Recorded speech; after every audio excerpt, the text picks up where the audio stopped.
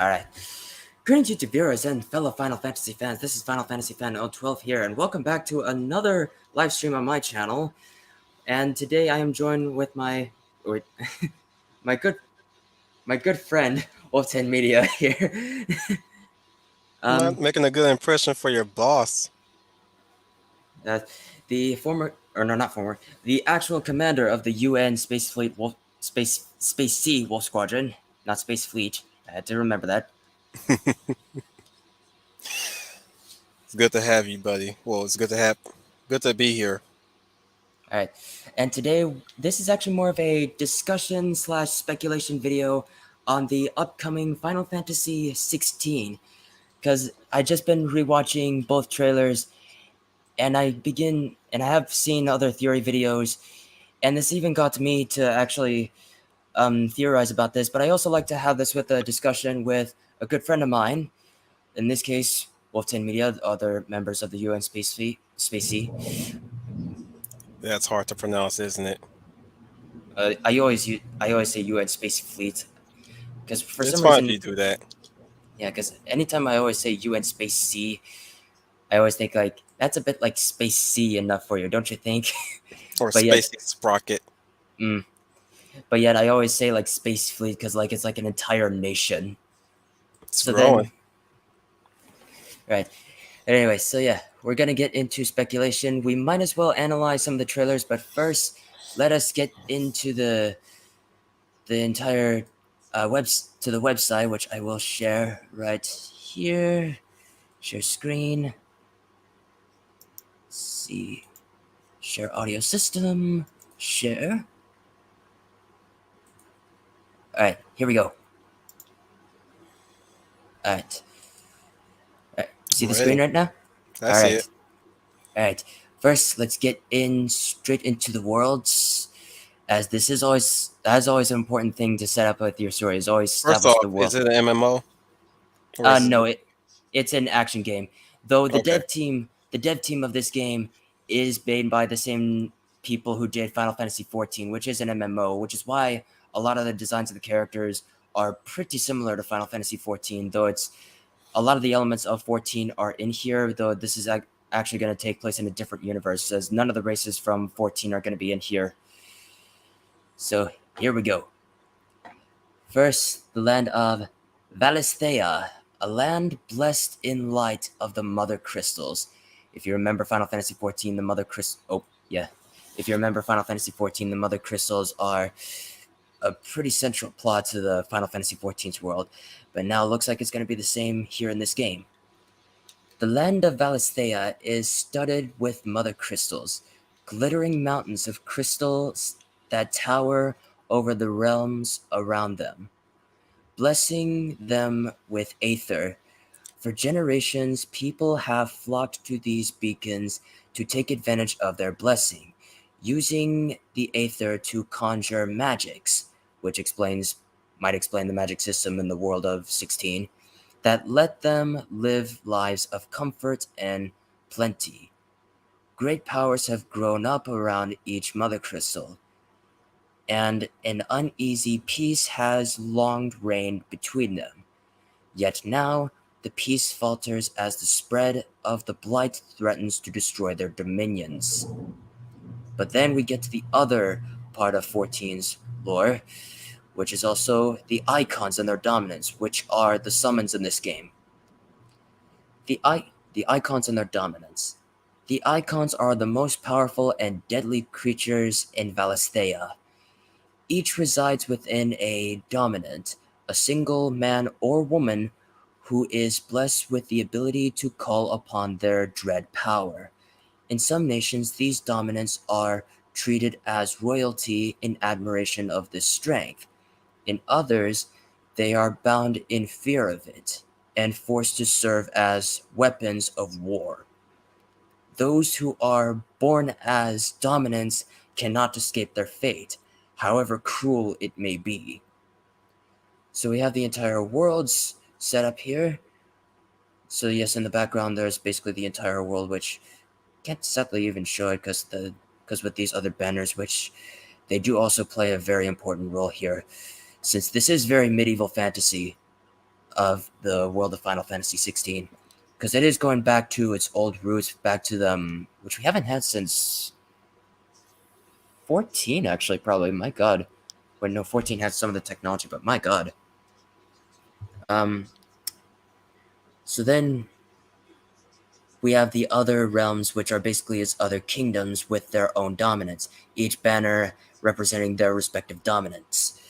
So the Grand Duchy of Rosaria, the Holy Empire of Sanbrak, Sanbrak, if I'm saying it right, the Kingdom of, if I'm saying that one wrong, I'm sorry. If I'm saying any of these wrong, I'm so sorry.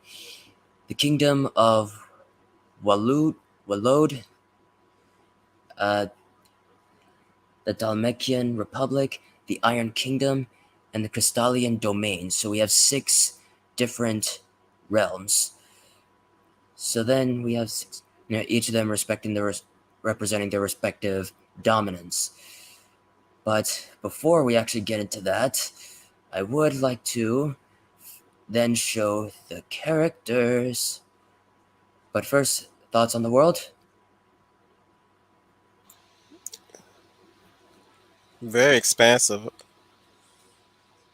mean, as it would be for Final Fantasy in the case of that. I expect no less from it to be less than, considering that Final Fantasy 15 was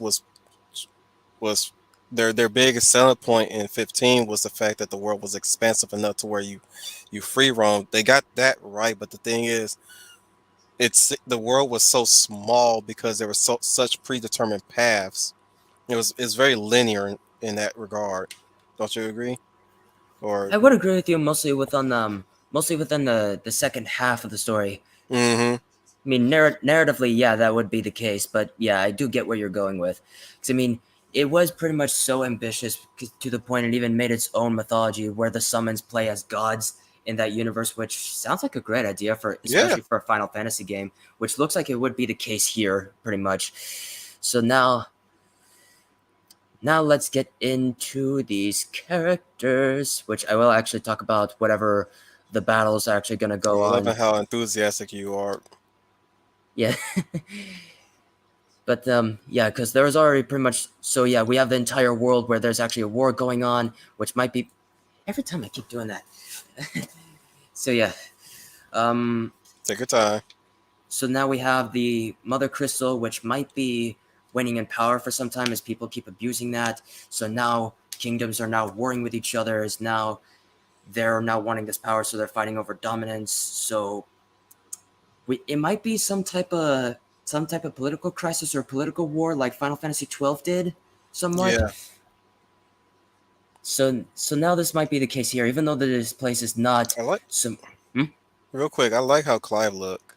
Oh yeah, I mean this is him in his younger days. He's gonna look way different when he gets older. So yeah, even though the world's not set in Evil East, but it looks like the situation from Final Fantasy 12 is gonna take place somewhere around here. Now let's get into the characters. Our main protagonist, Clive Rosefield, the firstborn son of the Archduke of Rosaria. Through all, though all expected him to inherit the Phoenix's flames and awaken its dominant, destiny instead chose his younger brother Joshua to bear this burden. In search for a role of his own, Clive dedicated himself to mastering the blade.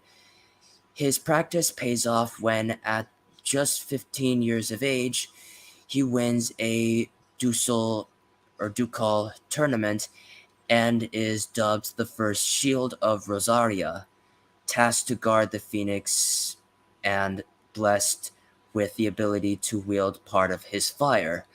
Alas, Clive's promising career is to end in tragedy, and at the hands of a mysterious dark icon, Ifrit, setting him on a dangerous road to AKA revenge. one of the best summons ever. Oh, the Phoenix or Ifrit? Ifrit. Uh, which actually, I think that might I actually wonder be how. I hmm? wonder how they will have Ifrit look in this one. Oh, he's gonna have like a more monstrous look in the game. If you looked at the trailer, he has a bit more of a monstrous look to him instead of how Isn't that he. what we're going to be doing later on this stream? I don't mean to interrupt you there on your own stream. I mean, we might actually we are going to look at both trailers because there are two trailers by far, which it is going to be speculation because it is going to be sort of pretty much like what we can actually set up because there have been theories going around, especially from Birds of Play, which is an entire Final Fantasy channel. Um, Mm. so yeah, we have our our protagonist for this game, this is actually him, 15 years of age, which we do actually see him much older. Which, if we go to the home page, if it can load up, give it time. Here it is. That's him when he's older. I thought he was gonna be. Oh, I must be thinking of a different Final Fantasy that's probably coming out now. I mean, we did have Stranger of Paradise, pretty Yeah, much. that's the one I was thinking of. Yeah, which actually that might be the first time Final Fantasy goes back from pretty much its older roots, since the entirety of that game is Final Fantasy One in the perspective of Garland. Oh yeah. So, because that is basically the entire origins of Garland. It did have a DLC, which is where we plays him again, but yet showed the Warrior of Light in the Dissidia outfit, and I thought, is this actually gonna play Warrior of Light? But then no, he's actually gonna be a boss fight, and we still play as Jack, and I was like, ah. But then we do But you would have be like, happy to fight him as a boss. hmm, anyway. You sound disappointed. Yeah, I sounded disappointed because I would love to see an expansion, or maybe even though it's gonna be fine, even though we already have Final Fantasy One, Hmm. but I don't I like you disappointed, Final. It never goes good when you're disappointed. yeah, I still like Stranger of Paradise from how it's still represented from its story, but I was Uh, so excited for it hang to on, hang be. on, hang on. I gotta ask. Did you play Stranger of Paradise? I did, yeah. I want to play Um, Stranger of Paradise. It looks really good. I That doesn't sound enthusiastic. Is there something I should be? Is there something I should know about? mean, not necessarily. Aside from everything that happens from Final Fantasy One, the hit points are pretty much there. So Okay, any of the expectations of Final Fantasy One, you would pretty much do that. But one thing you would be slightly off is that there's actually 5 Warriors of Light that we see here instead of the usual 4, like how it is in the first game. I Which see. that does come into play much later to the ending. Which it starts off kind of a mess at the beginning, but then everything starts coming together once you actually start playing through it, and everything starts falling together. And once they do, especially for that satisfying ending, it is actually pretty interesting because the paradise in that game comes from Paradise Lost, which is the epic poem of the downfall of Lucifer when he became the devil. That's where the paradise comes from, Right. which is very fitting considering Garland becoming this respected knight, suddenly turning evil to become chaos. So yeah. Oh yeah, we might as well also look at the logo eventually because this is entirely speculation. Next character. Now we have Joshua. Clive's Joshua Rosefield, Clive's younger brother, the second son of the Archduke of Rosaria and Clive's younger brother by 5 years. Joshua awoke as the dominant of the Phoenix soon after his birth. Despite his noble upbringing, Joshua treats all his father's subjects with warmth and affection, none more so than Clive, whom he deeply admires. Joshua often laments that it was he, the frail and bookish younger son, who was granted command of the Firebird's flames, So and why is not he dressed like a girl? because it is medieval fantasy. Kidding, kidding. um, anyway, God dang it, you freaking lost me. Okay, who was granted the command of the Firebird's flames, and not his stronger, braver brother. While Clive will gladly throw himself into any danger, Joshua quails at the sight of a carrot on his dinner plate. So typical kid, like, doesn't want to eat his vegetables. Right. None of us did when we were younger. Yeah, but carrots become the least of his concern when he too is swept into a tragic events that change Clive's life forever. So if you have seen the trailer, we already know that early on this dude is going to die. And so yeah, this kid, he's gonna die, which sets him, Clive, on this road to revenge. That sucks. hmm So that might be the central theme of Final Fantasy 16, which is revenge. Plus, he also has a And puppy loss. and loss. Yeah. All right. Next character, Jill Warwick. Now that Born. looks like a woman. hmm Born in the fallen Northern Territories, Jill was taken from her homeland at a tender age to become a ward of Rosaria, securing securing place between the two warring nations. The Archduke instead insisted that she be raised alongside his two sons, and now at 12 years of age, she is as much as a part of the Rosefield household as Clive and Joshua. Ever kind, gracious, and unassuming, Jill has become a trusted confidant to the brothers. So this is going to be the emotional center of the team, pretty much. As they do. hmm And there is a lot of theory speculating that she might be somewhat of a dominant, because a lot of people speculate that she might be the dominant to Shiva, considering the what's on her chest right here on the necklace. That might be a crystal there, Hmm. but then again, it might be somebody else. AKA everybody's best waifu summon. Yeah, everybody's favorite starter summon before they get to stronger summons like Leviathan and Odin.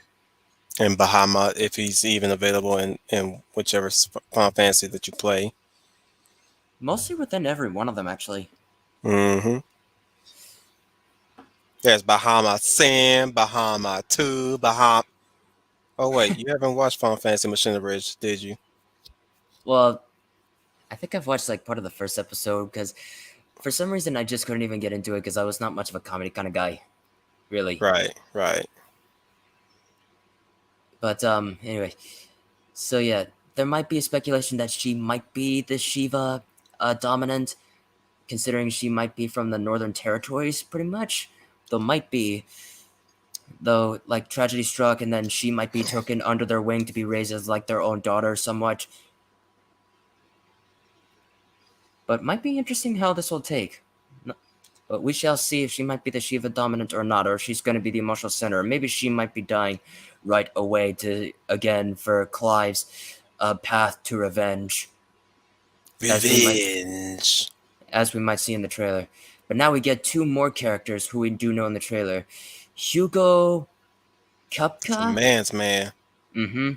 He is the dominant to Titan that we know. A permanent economic advisor, Hugo Kapka's metro meteoric rise to prominence was sudden, if not unexpected. Once a nameless foot soldier in the Republican Army, his awakening as dominant of the icon Titan thrust him to the forefront of Dalmakian, Dalmakian politics.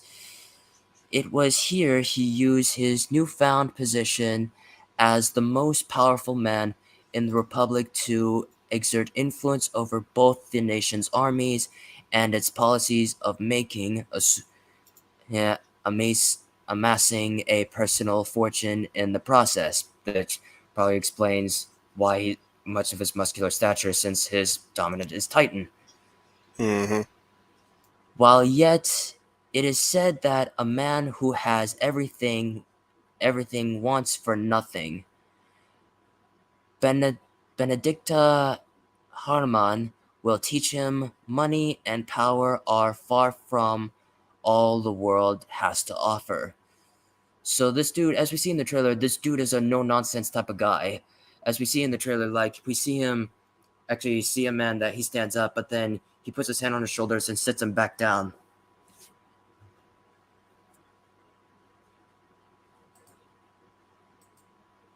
So then, but then we actually see like another version of Tyrant, which is this darker Tyrant, which again we will see in the trailer, and it's gonna happen the same thing with Ifrit. Oh yes, you look like a tyrant. I wonder which tyrant type you are, and what virus had to grow you. Anyways, and last character that they show up here, Benedicta Harman. Hmm. She is the dominant of Garuda, which you might remember Garuda as one of the bosses in Final Fantasy III, the Thunderbird. Though Garuda is going to be the dominant of the wind element than thunder, because we already have that with Full Ramuh. disclosure, I don't think I ever played Final Fantasy 3. Mm. I did play Right. 6 and possibly 5, 7, 8, 9. I actually have 7, 8, and 9 on my Xbox One. I mean, I pretty much as 10 well. and 10 too. Mhm. I still need to get 10 and 10 too. Mm. I mean, I still have it like downloaded, though it was on Game Pass for Final Fantasies 10 and 10 2, though again, I would have to get a copy of that. Similar case scenario with Final Fantasy 12, the Zodiac Age, which is a remaster to Final Fantasy 12. Anyway, Benedict Harman, she is the dominant to Garuda.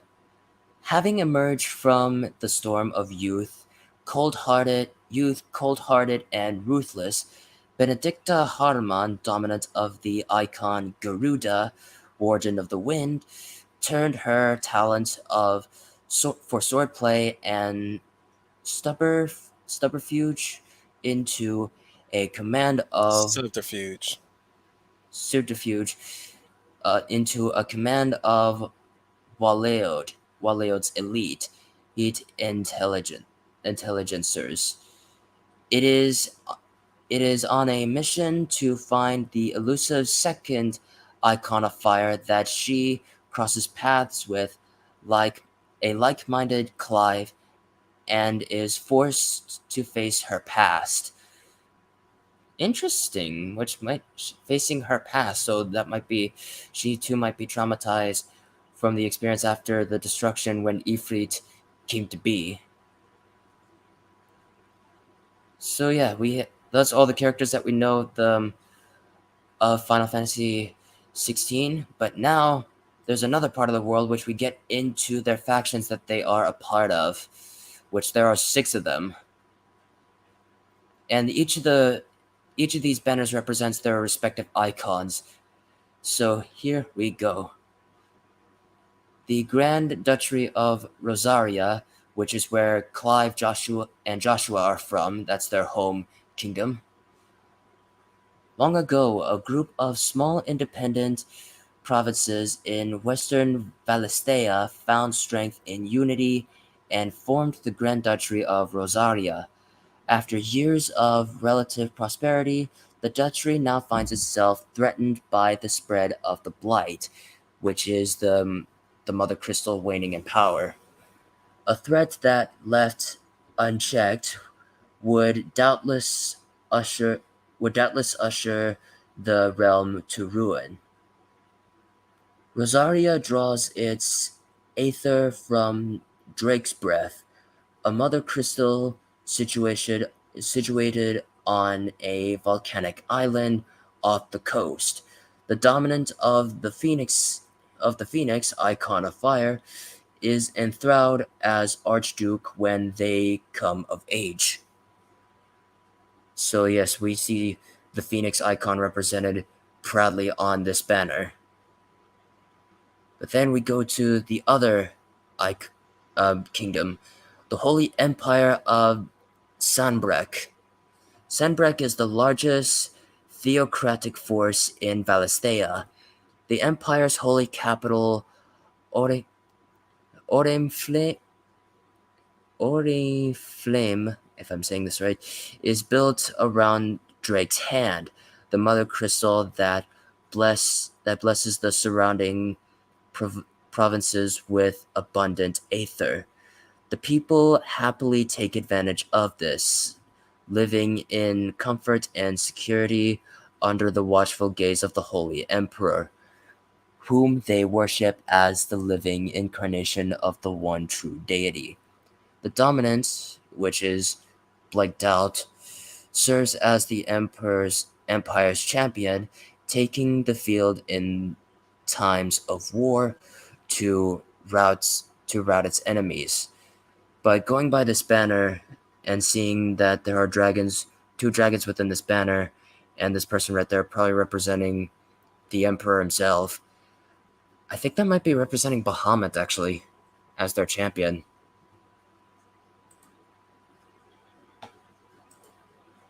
Wait. There's more Bahamets. There's Bahamut Sin, Bahamut, Bahamut Calamity, Bahamut Beta, Bahamut Gamut. How many Bahamets are there? About 150? Dude, finish Machina Bridge. It will rock you. Especially Machina Bridge Barrett. He is the highlight to each and every episode that they have spliced together. Now, grant our stance on Team Four Star is not so withstanding on how Team Four Star has been acting recently. But man, oh man, the one thing I would give them that I'm glad that they were able to finish Final Fantasy Machina Bridge. Surprisingly, they kept it serious towards the end, even though Mm-hmm. there were still some funny bits. Surprisingly, even Eric's death was still kept serious. Mm-hmm. Surprisingly, everybody, all the fans who were watching were surprised at the fact that they kept that whole sequence serious, and I applaud them. If anything else, I applaud them for that. I mean, of course, it would be serious since it is meant to be the most emotional, powerful moment in the game. hmm But Eh, we're getting off track. Go ahead and continue. yeah. So yeah, this might be representing Bahamut, even though the name has been blanked out for some reason. Even the Kingdom of Whalot, actually. So it might be representing Bahamut here, since there's two dragons. I think that might be the kingdom for the dragoons here, probably, since we do see a dragoon in the first trailer. But now we go to the kingdom of Whalot. Can't wait to see what the Dragoon looked like in the trailer. Whalot claims the entirety of Ash, the eastern half of Valisthea, as its dominant, oh no, not as its dominant, its dominion. The kingdom's control over the continent has oft been tested by the orcs and other beastmen who make their home You there. want to leave screen share to read it like precisely because you're struggling to read that tiny print, Mm, if you can, or you go. I mean, I'm already trying to get everything as best I could here. I mean, unless if you like to, you already got the website up. Uh, share it with me real quick. Okay, I'll share it with you in the private chat. Gotta get this link Yeah. copied. Yeah. Do that for me, please. Private chat. Here we go. All right, Sent there we him the go. link. So we're reading off Wayload. Uh-huh. Which, for some reason, I find it strange that the name has been blanked out. For some reason, I think that might be the kingdom to where, Benedicta was actually said that she was from, if I recall correctly in her bio that I thought. Okay, you want me to read it now? Sure, go ahead. Wayload claims the entirety of Ash, the eastern half of Valisthea, as its dominion. The kingdom's control of the continent has oft been tested by the orcs and other beastmen who make their home there, but the current ruler of the realm, dominant of blank, has succeeded in quelling their rebellions. Using the power of the kingdom's mother crystal, Drake's spine, this new king has built up a mighty army with which he now seeks to test the borders of his neighbors. So then, it might be representing Odin by the looks of this banner, because there's a horse there when you look at him. Which, actually, yeah, the horse has 8 legs. That's, Sleipnir. That's Odin's horse. Mm-hmm. But I I wonder why. tend to forget his name. Oh, the horse? Mm-hmm. Yep, Sleipnir. Yeah. Though I I know wonder. Yomingunder and Hell Mhm. I or wonder why Hella. Benedicta would be part there. Pretty much. Maybe it's the second in command there. Probably. Right. I mean, she already has the dominant of Garuda, but there you go. But since we already have the kingdom representing Odin, but anyway, next one, the Dalmatian Republic. The Dominican Republic is made up of 5 states from which the members of its ruling parliament are drawn. Its mother crystal, Drake's Fang, is half hidden in the heart of a mountain range. The Republic's control over it and its aether, securing the obedience of the large part of the southern Velastea. The dominant of Titan, Akon of Earth, is installed as a special advisor to Parliament and has a significant say in its decision making. That explains the Coop.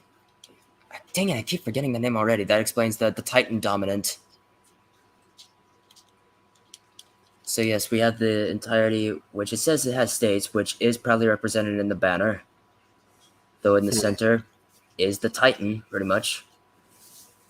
Now the Iron Kingdom, which actually might be interesting. A small group of islands off the coast of Storm, the western half of Velastea's twin realms. Here, the crystalline Orthodox, an extreme faith that worships crystals and reigns supreme. The Iron Kingdom controls Drake's Breath, the mother crystal that sits in the heart of one of their islands, long a source of contention with neighboring Rosaria. Isolated and aloof from the mainland nations, the Iron Blood speak their own language. Orthodox doctrine judges dominants to be unholy abominations, and any unlucky enough to be born on the islands are executed. I think that might be the rebellion that Clive is actually a part of that we see in the first trailer, pretty much. Considering it as the Iron Kingdom and they're after pretty much the dominants, because they consider the dominants as more unholy beings. And they even say in the trailer, like, they don't question orders, they follow them. Maybe it might be something else, actually. Hmm. Alright, last one, the Crystallian Dominion. The Crystallian Domain sits in the heart of the Velastea, built around the tallest of all the mother crystals, Drake's Tail. I'm just on a theme here. Many Mm-hmm. bloody battles were fought for control of this small plot of land due to its strategic importance, till the warring realms finally agreed in an armistice. As part of the peace treaty, I'm going to have to use that word, armistice. The islands around Drake's Tail became an autonomous domain led by a council of representatives from the surrounding nations. Each realm enjoying equal claim to the Mother Crystal's blessing. No dominant makes their homes there. Which I think that might be the meeting that we see in both trailers, considering there's all four of these banners, like there's like all four of some of the nations within there and representing the Mother Crystal in the background.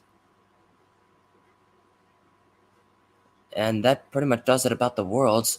But now we are gonna go to the analysis to the trailer, which now we are gonna search up right now on both trailers.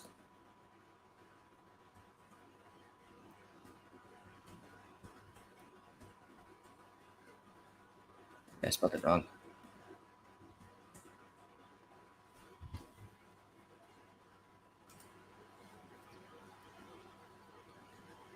Alright. Let's go to the reveal trailer.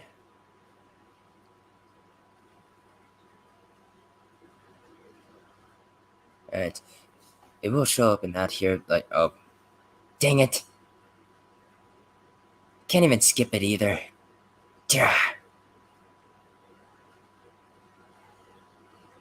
Ah, sorry about this, guys. Can't even control it. Okay, there we go. Alright, here we go. We'll turn on... Alright, we'll turn on the captions here. And if it's too loud or if it's too quiet, tell me. I can hear it just fine. Alright.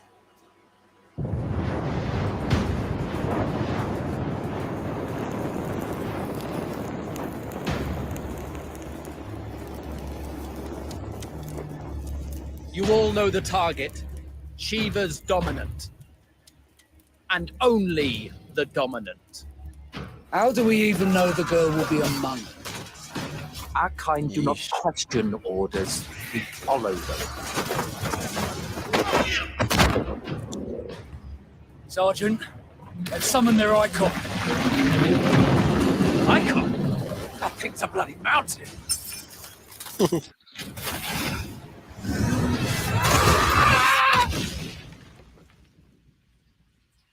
Our foe will not relinquish their mother crystal easily. This will be a bitter fight. You should not be out of doors. We have discussed this. Come, Joshua. Your father will be expecting us. I am Joshua's shield. It's got a I'm deep sworn. voice for a short boy. Oh, nice. I like that. What do you mean you refuse? Did you not pledge your sword to our cause? Fancy without a Mandragora. It was the Dalmex who drove back the Crusaders in the Battle of the Twin Realms, was it not? Without the blessing of the Mother Crystal, we cannot defend our realm from the spread of the Blight.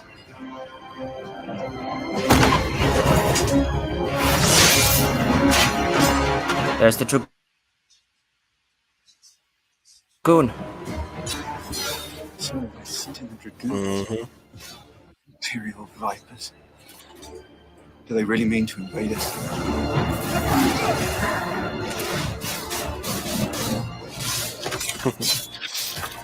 Yikes. They weren't there. It's the Archduke's son. Phoenix. Stop this!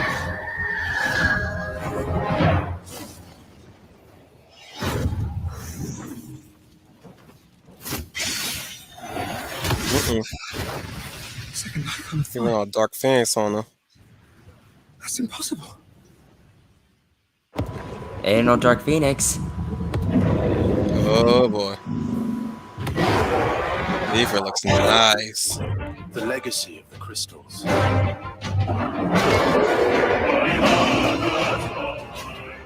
Has shaped our history.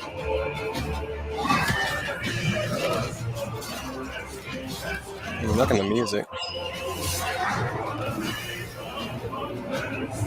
For long enough. That better be the ballad music. There's the tragedy.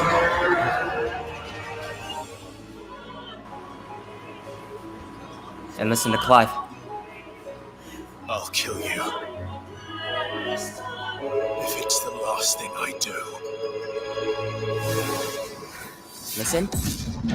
Yep.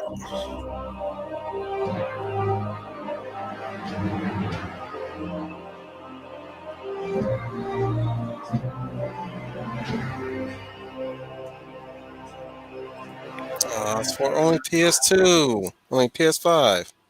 Oh yeah, they actually showed it at the PS5 conference, pretty much. But anyway, so yeah, that was everything that went down in the trailer.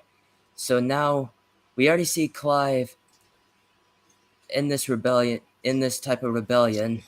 So it might be somewhere starting off at simple beginnings, like we see him here. Like we see him starting off at simple beginnings, like now going off his career. But then notice from how when he started healing him from the bruise that was on his hand, because of course Joshua is the Phoenix dominant. But then notice, I think somewhere here, pretty much. But then you see his mother. Notice that she's covering her mouth on both times, saying that we just talked about this. So they're keeping it secret. Sounds like they're actually keeping it secret that someone might be after it. Maybe there might be something superstitious going on. Maybe something going on with the waning of this war that's going on, which I have a theory about later. So then we see this meeting going on. There's the Titan dominant in the background. He's back there. Oh.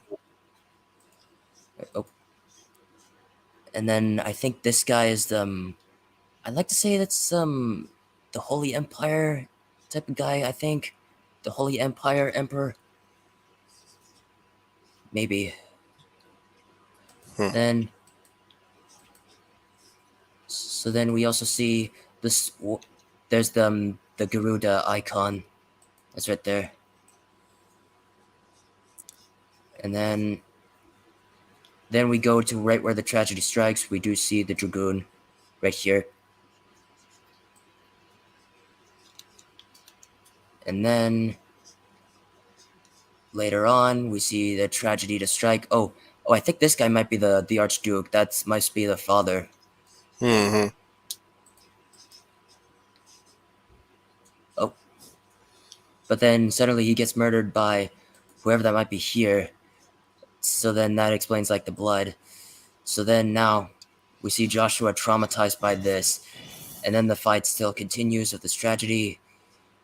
But then, boom. Suddenly the fire starts everywhere and then he becomes the Phoenix. But suddenly, there's another icon of fire here,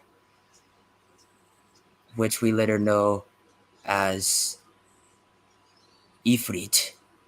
And he takes a more monstrous look rather than this more beastly humanoid beast type of look that we're used to with Ifrit since Final Fantasy III. So Well, he then, started off as Satan. I mean, Well, no, he he started does off take a, as a fire construct. mm-hmm. But of course, when he got to 7, he became Satan essentially. I mean, he does take a more demonic look, considering that he is based on the Ifrit. I'm not sure which mythology was it, though.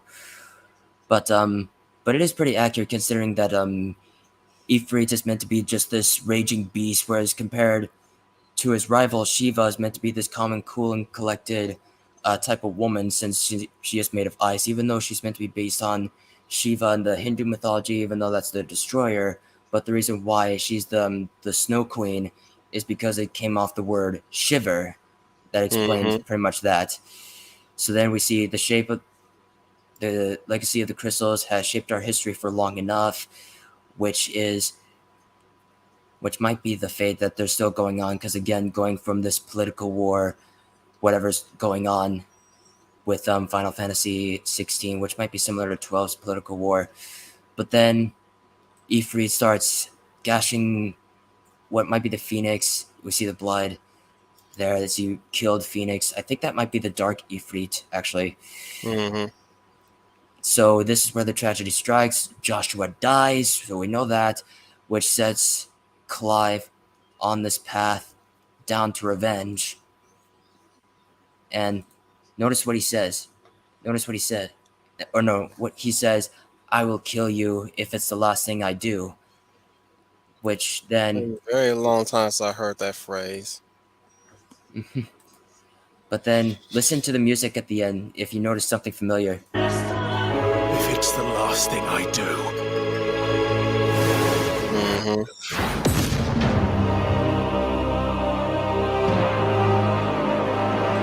Does that sound familiar? You might have to spell it out for me. Like, do do do do do do do do do do do do. Can't even do it. I caught that. Yep, it's the prelude and the brace ensemble. Hell, it even references the classic main theme to Final Fantasy, like right here. Pretty much every Final Fantasy game has to have that. The Mother Crystal easily. This will be a bitter fight. You have a deep voice and you're a kid. I'm sorry. That's what's throwing me off. He is that short with a deep voice. It's freaking me out, man. You know how it is. Have you seen anime when they did this? I know. I'm just saying, look at the size of that boy. Look at his face. And he talking like he Charlie Hunnam. I think that might be the inspiration here, considering he's 15 by the time until much later when he starts growing vengeful. But now we go to the second trailer of the game. And this is where This things is are gonna gonna be get. good. We I should have had Brian Gilmartin on here. mean, I'm not sure if Schooner might actually come in on this. Oh, hold on. I'm already looking at the chat. I'm keeping an eye on the chat. Don't worry. Okay. So yeah, we go to the second trailer, which we will watch right now.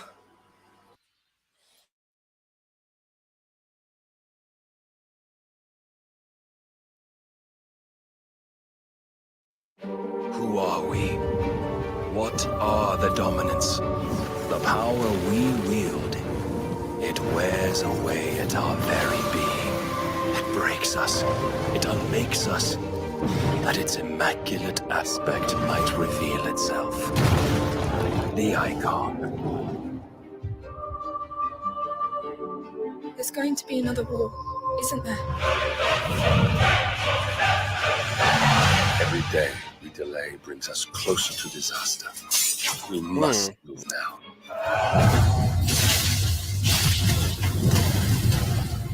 The chaos he would wreak would sweep all of Valisthea into the abyss. We apologize for Final Fantasy 15. Here's what you really wanted. Wow, that was sick. Oh, whoa, hey! And found a new order to see us unto tomorrow. Square Enix, you're getting a little bit bold there. If I take the field, our duel will shake the island to its foundations. Come on, this PG-13 final. Look at you being a big boy now.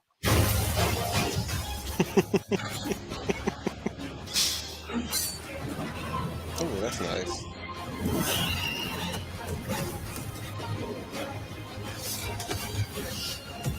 Oh, we got that Titan from Final Fantasy 15 again. Okay.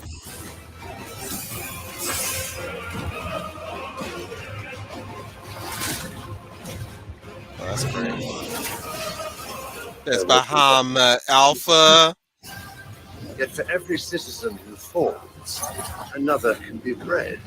For every home that burns, another can be built. The Empire will live on.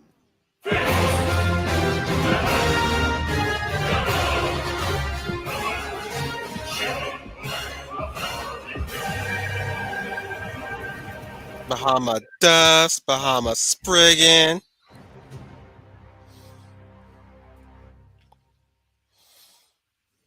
Awaken, child of fate. Awaken, if free. Now stand aside.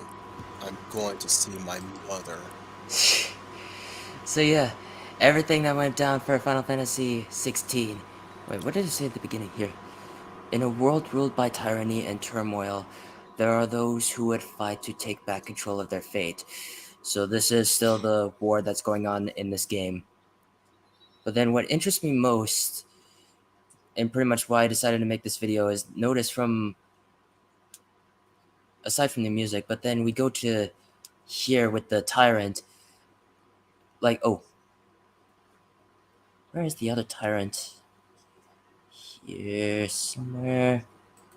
Like, we already see tyrant of like a normal size somewhere here.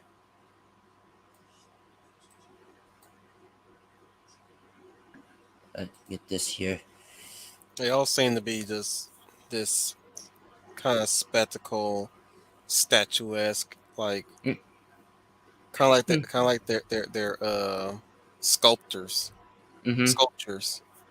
Oh yeah, I mean that's always pretty much like the inspiration for Final Fantasy, pretty much for Final Fantasy 15's mythology, when the summons are pretty much gods, pretty much. So then, this is pretty much like normal Titan, because that's pretty much, even though the image is still very blurry, we already know it's Titan because it's Hugo Kapka. That's the Tyrant, or no, yeah, the Titan dominant actually. But then we go to here, and we see like a more darker tyrant. There's purple everywhere, eyes glowing red, a monstrous jaw to the point we see its teeth.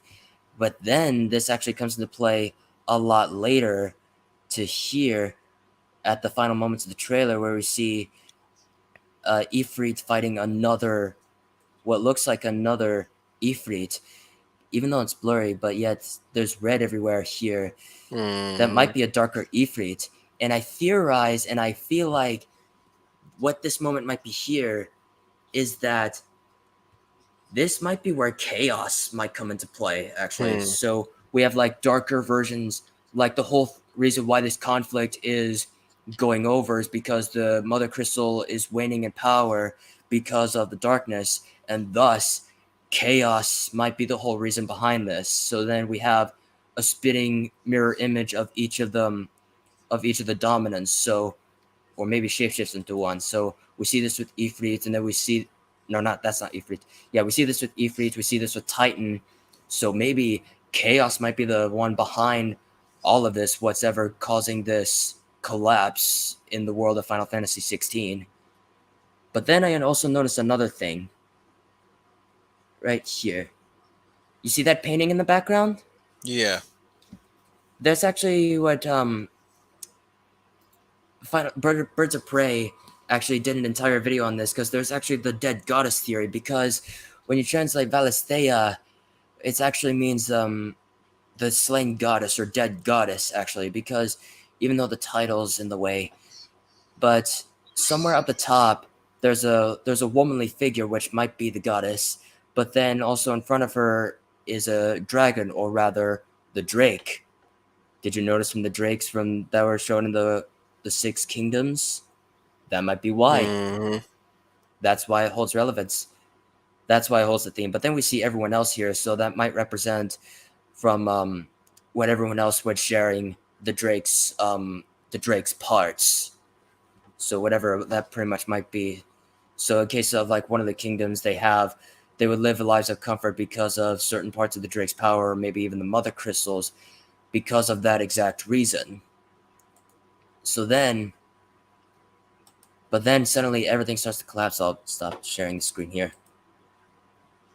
So then everything is now going to start going to hell once, now that chaos might be coming back. So, thoughts? I could get it if I had another system. I mean, I'm not sure if it might be on PS4 as well. I'm just saying, like, all the JRPGs went to Sony, and we all know Sony's corrupting this.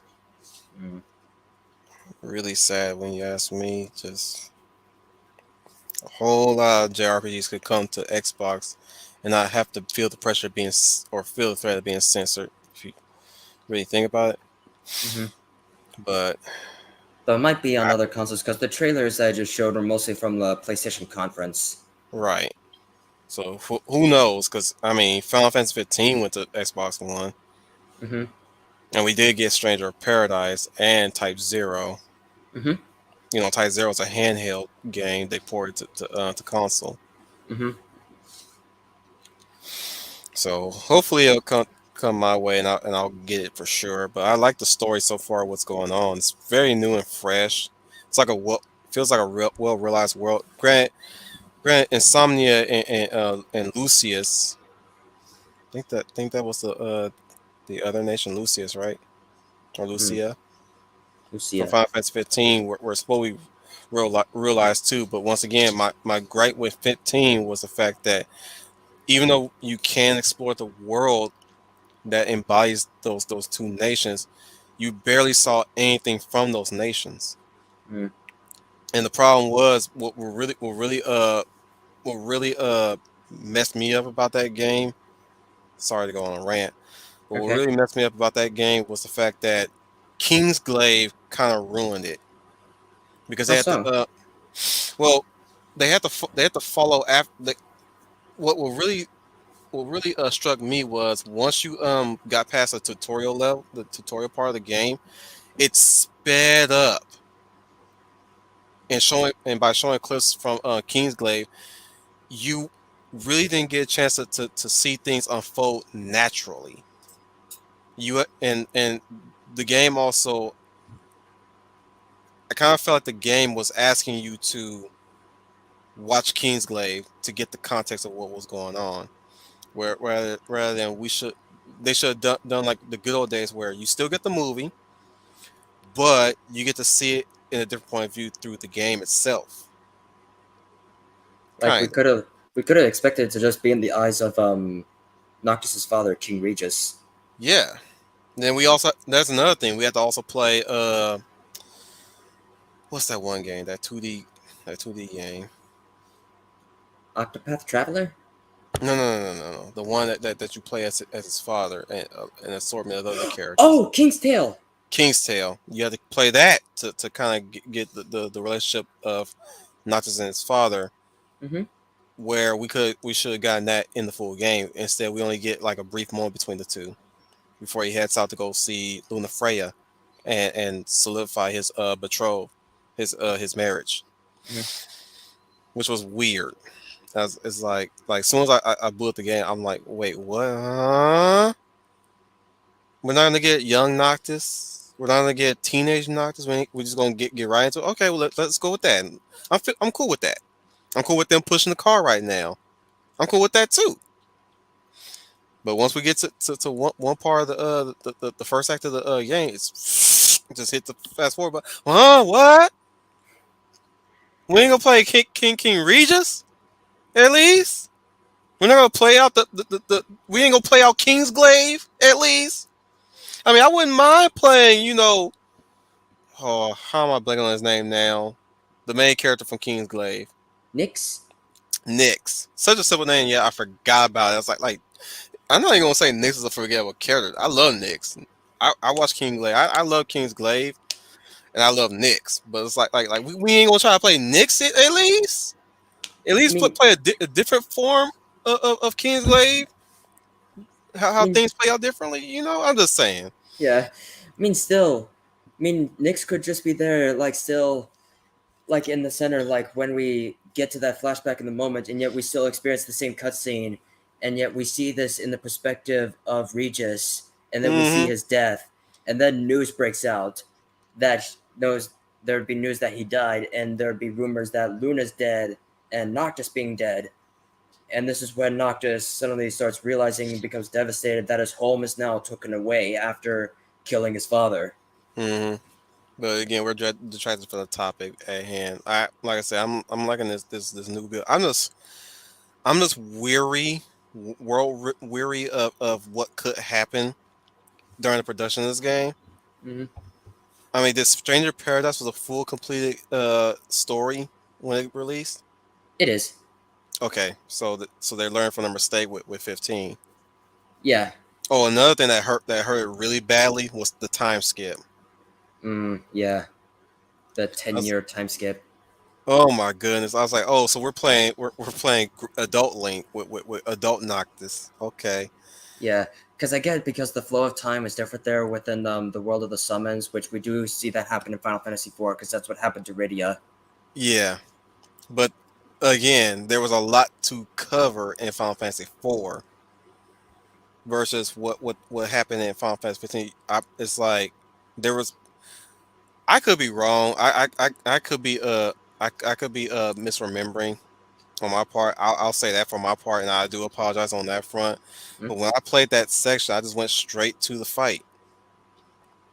Like, the fight with Arden? Yeah. I couldn't find any other quests to do before I get to him. And even then, he wasn't really that much of a challenge. Ifrit was, unfortunately. I didn't even get to acquire Ifrit. I was like, wait, don't I get to acquire you at least? No, because he was corrupted. That sucks. My favorite summon, and I couldn't even summon him. Yeah, because that does have to do with Final Fantasy XV's mythology, where originally Ifrit and Shiva, they're still rivals, even though they pretty much still are. But now in the case of Final Fantasy 15, they were in a romantic relationship at one point, only then that they just broke up because Ifrit's kind of a jerk to humans, and then he started becoming corrupted, which made him the perfect lab rat for the Imperials to cause him to be corrupted. So then, anyway, yeah, Final Fantasy 16. Shoot. I'm not sure what else to say about that. I am looking forward to it, actually. I'm It is, looking forward to it too. yeah, though it is going to be more of an experimental type of game, as Final Fantasy that for quite some time now. Um, which makes me links to the question: who would then even direct Final Fantasy 17? Then, after a lot of the cast of Final Fantasy 14 directed that game. I mean, I'd like to say, what's his name, Yoko Taro, who made who's infamous for the Nier series. Do we want him on there? I mean, whatever he might bring to the table for Final Fantasy.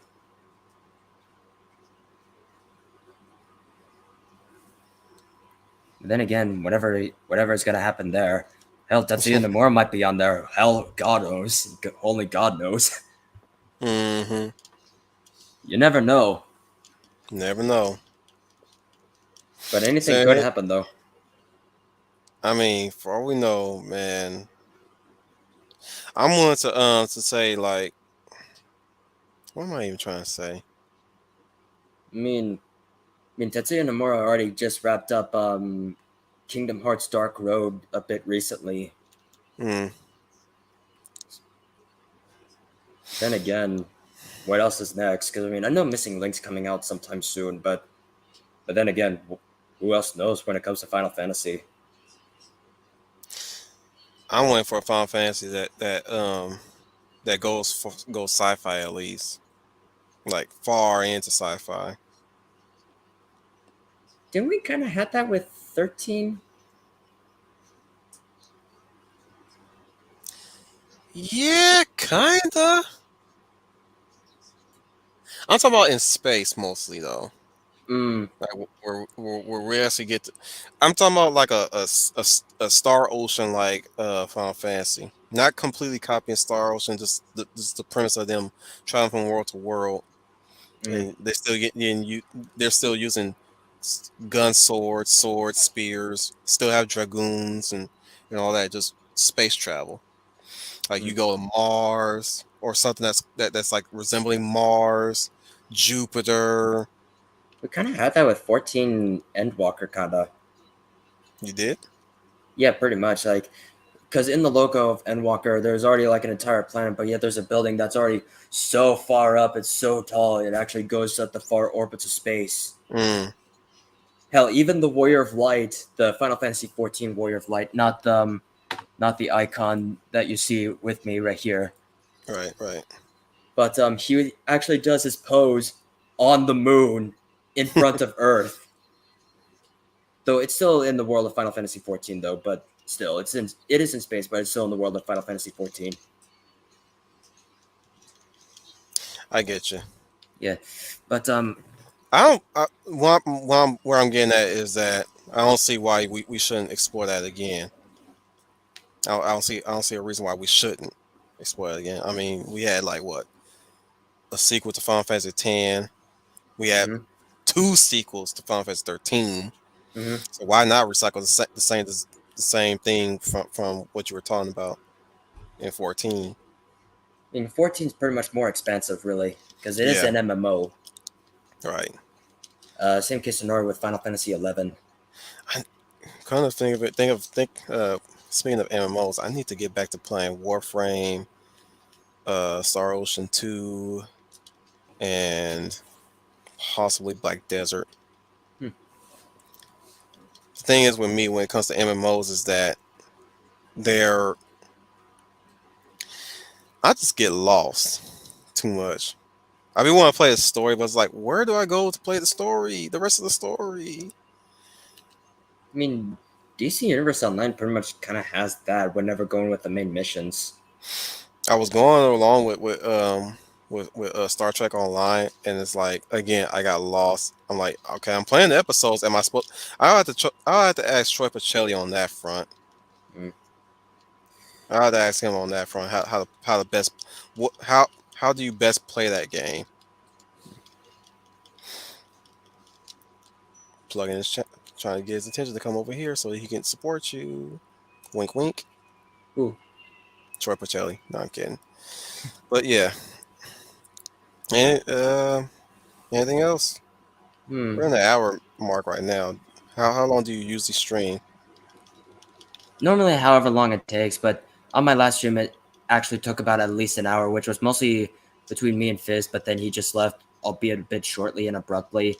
It was mostly like a lot of long pauses for a moment because I was just like, I don't know what else to even talk about because I thought it would be a bit longer, really. What were you discussing? I mean, it was mostly a Q&A stream, and I let him ask some questions about me, about my story, and I actually proceeded to tell him with that, and it was in the process of writing that, and I was telling him about my villains and my heroes in the story.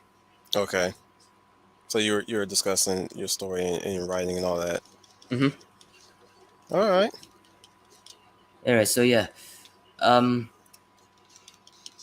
So then, oh yeah, going from the dead. Oh yeah, I actually need to talk about more of the Valisthea, the dead goddess theory for Final Fantasy 16. Oh yeah. So yeah, talking about with the dead goddess. So the dead goddess, that might be the Mother Crystal, but then we get potentially what might be chaos might be involved, considering the dark icons, the dark spitting image of the icons that have came in, especially since there's 2 Ifrits that we saw at the end of the second trailer.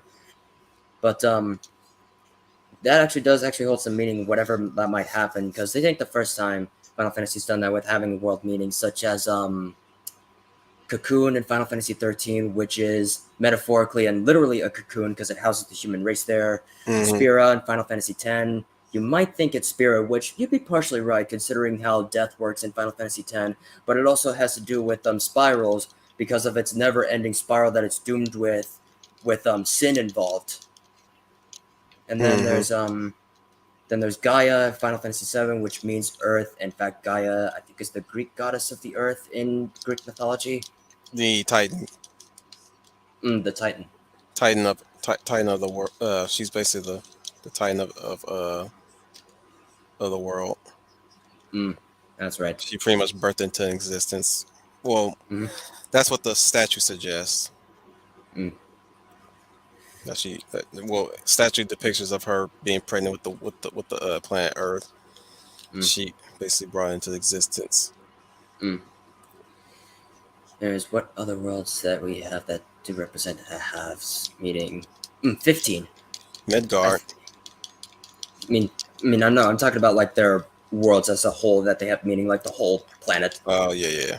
Yeah, I think it's called Eos in 15. Because I think it means dawn, because that's basically one of the themes of Final Fantasy 15 is dawn, considering that every night demons come out because there's a star scourge going around, which is a demon plague, but then dawn always comes up, dawn always arises. That's always a central theme of Final Fantasy 15. I'll tell you right now, you should definitely play Hades. Oh yeah, it was on Game Pass for a while. I need to get to that. It's really, really good, especially if you like want to kill some time. Hard as heck, but it's very challenging. It pushes you to your limits. But the more you start picking and choosing your upgrades, you start doing better. I mean, that's pretty much me with Star Wars Knights of the Old Republic, though.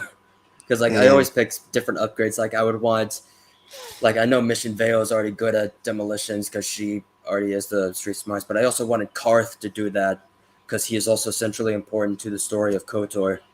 Yeah. I would always have to bring Basila with him. So I'm not sure if making him demolitions is a good thing though.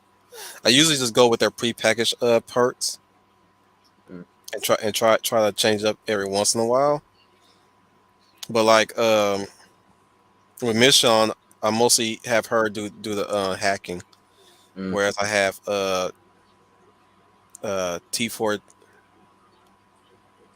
Yeah, T4 do the demolitions and the hacking. They're my 2 best hackers. But yeah, go ahead with what were you gonna say about Basila? I mean, I would always have Basila with me because going by the extended universe canon, Basila is always centrally important to KOTOR, especially what happens later in the Old Republic MMO, where we see that the both of them are separated. especially even what happens in KOTOR 2, pretty much. I tend to just rotate. But anyway, so yeah. But I also want to discuss one more thing about Final Fantasy 16, and then we'll call it quits here. The logo, which Okay. Yeah, I Final saw that Fantasies. logo. Oh yeah, it's represented Right. twice. It's represented with Ifrit and the Phoenix respectively. A lot of people might be saying that Ifrit Mhm. might be the dominant to Clive, pretty much. Which that might be what a lot of people are actually saying. But if you saw that scar that he had, or not a scar, like that red mark that's on his face right here, you saw that? Yeah, I saw it. Yeah, because the people that he's with, they actually all have that. That might be some sort of rebellion. Like they might have saw the true cause of whatever this war is going around, and whoever is manipulating behind the scenes, they know something's up. Especially now, Joshua's dead. Clive now has a reason to join this and have all the icons be joined together and actually stop whatever is happening here because of whatever might be was going on. Because again, with this darkness, again, might be chaos, or maybe it might be another villain. Maybe someone who will want to return the world to the void in a state of nothingness, which we hadn't had since Final Fantasy IX. My God. Mhm. Even though it kind of came out of nowhere, but still. But there might be Right. some sort of yin yang type of relationship with the icons of fire with Phoenix and Ifrit, and especially because the logo's color is from, like, it goes from like down this way, from a red to then suddenly blue, because it is fire, considering it is Ifrit and Phoenix, Don't because they're forget both the fact assisting. that the two elements had swirled together in front of his face and combined. Specifically, right at his right eye. Actually, yeah, his right eye. Yeah. And perhaps that might be a sign that maybe he might lose something in battle, like he might have lost his eye in that. And maybe something might come to an ambiguous ending, like considering the Mhm. theme of Final Fantasy 16 is going to be revenge. Maybe that might be what it might be, also of revenge and loss, the flames of revenge, considering the colors. Might be, maybe something might be lost, like might actually left be as a cautionary tale, actually. Mhm. I agree. I mean, in spite of its all extreme, the extremeness that we saw in the trailer, this ain't the first time Final Fantasy's done this. Because the first time they've done this, first, if I can recall correctly, first time was Final Fantasy II, which was because it covers the themes of hopelessness, whereas Final Fantasy I was hopefulness. Because your Final Fantasy II, they aren't. They're rather runaway fugitives to a demonic, joining a rebellion against a demonic empire. It's basically something of the plot with the original Star Wars trilogy. Think something like that. And then we have Type Zero many years later, which is a war story. Again, all the events transpired from Final Fantasy 16 might happen there, considering there's a war going on. And then recently, Stranger of Paradise, considering that this is Garland's story with Final Fantasy 1, Final Fantasy 1 in Garland's perspective, because that is always Garland's obsession. He's obsessed with battle and conflict. If you play Dissidia at all, he is always obsessed with that. Even his Mhm. plan to take over, to flood the world in the darkness, is even put into Dissidia. And now we're getting a fourth one that covers pretty much a lot of dark themes, which is Final Fantasy 16 that we have here. So we're going back to basics, it seems. Yeah, it is going to go back to more medieval fantasy. Because again, with it going back to form again, chaos might still be involved, considering with the dark icons that we see with Titan and Ifrit. Anything could happen. Mhm. All right, so that's everything that we covered. Wolf, what were your thoughts? Like I said, I want to get the game. I just hope I don't have to buy. I don't. I'm hoping I don't need to have to buy another system to get it because this inflation mess is garbage right now. Considering what it's doing to us here in California. I'm surprised I'm still able to get art supplies. You? What about you? I'm Actually, looking forward to it. Looking forward to it. Love the way it looks. I like how it's actually going back to basics, especially for 14 fans. I do believe 14 fans might actually like that if they like the aesthetics of the dev team of 14, which they're going to be in there. I think they might like it. If you are a 14 fan, if you're watching this, that might be a game for you. I mean, or There's if also you're like, Bahamut Dragoon, Bahamut Alpha, there's only Bahamut one Gamma, Bahamut in the game, Wood. Bahamut Sigma, Bahamut White, Bahamut Black, Bahamut Sword and Shield. Oh man. I'm trying to encourage you to watch the rest of Machina Bridge. But yeah, if you're a veteran of Final Fantasy Just or seriously, just for that scene where he's explaining Bahamut to Red 13. Wow. And then the biggest joke was when one of the weapons had awakened and emerged, and like we get a far off shot of Sid's airship, and you hear Red 13. Which Bahamut is that? Oh my god. I was like, that's not even Bahamut, that's weapon. What? I forgot which weapon it was. Was it red? It might have been Ruby weapon. Mm. It was one of them, but like I said, he just chimed in saying, "Which Bahamut is that?" And I shout laughed because I did not see that coming. I did not see that question come up.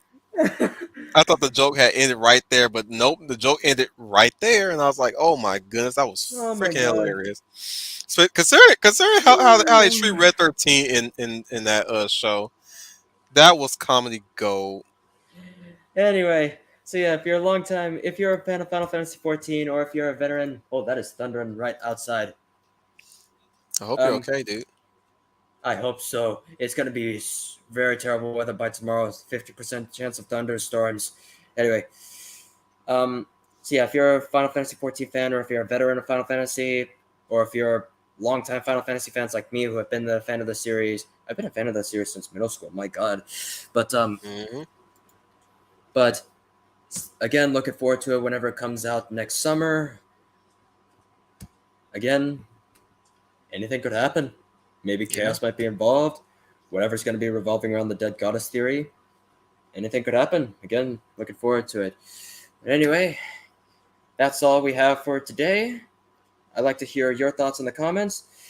That about does it for this video. Thank you guys so much for watching. If you like what you saw, click like and subscribe, share with your family and friends. Make sure you ring that notification bell. That way you get notified of our latest videos. Go subscribe to Wolf 10 Media if you haven't already. Go subscribe to me if you haven't already. Once again, thank you guys so much for watching. This is Final Fantasy Fan 12 signing off. And remember, may the light forever shine upon us. Wolf, like to say goodbye? Go play Bahamut Lagoon. That about does it for this video. Thank you guys so much for watching. Have a good night.